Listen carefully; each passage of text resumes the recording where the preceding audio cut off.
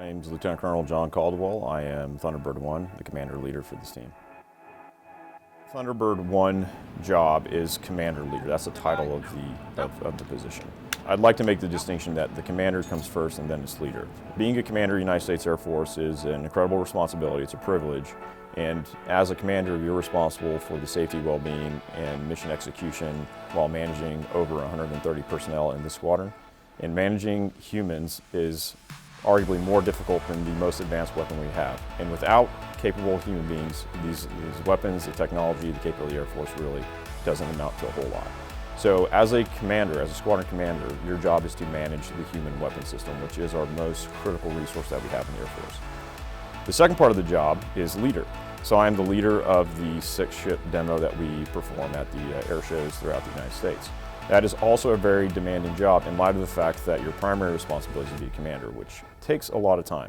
So I would argue that this commander leader position is unique in the sense that you fly more than probably any other commander who's out there in the Air Force just by the nature of the mission and how difficult and challenging it can be to do it precisely and safely. It requires a lot of flight training, it requires a lot of attention to detail, studying in the books, etc. So a lot of demands on the time for the commander leader of this squadron because they are not only managing 130 human weapon systems, they are also trying to hone their skills at leading a 6-ship demo and doing it proficiently in a way that is going to reflect credit upon the Air Force at these air shows that we go to.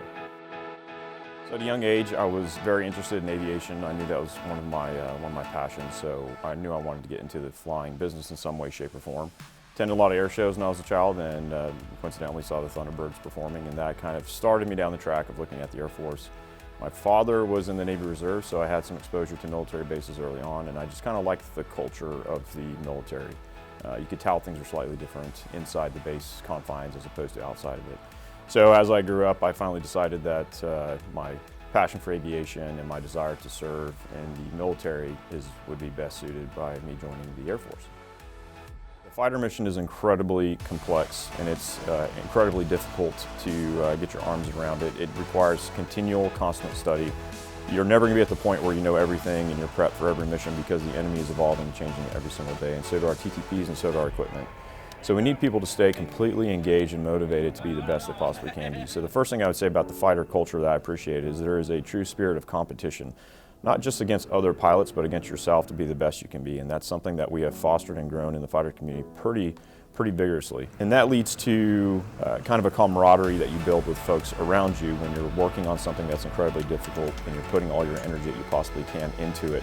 So you develop a real close-knit kind of connection with the guys around you because they're right there in the trenches trying to do the best they can just as you are. It's a nice community to be in. It's a lot of extra hours, a lot of weekends studying in the vault, a lot of extra trips, out to the range to really hone your skills. And I think the culture is what kind of makes us great, because without it, if we just kind of were complacent or we didn't have that spirit of competition, then we would be an okay Air Force. We would be an average Air Force. But what America needs and what we need is the best Air Force and the greatest Air Force in the world, and that's what we are.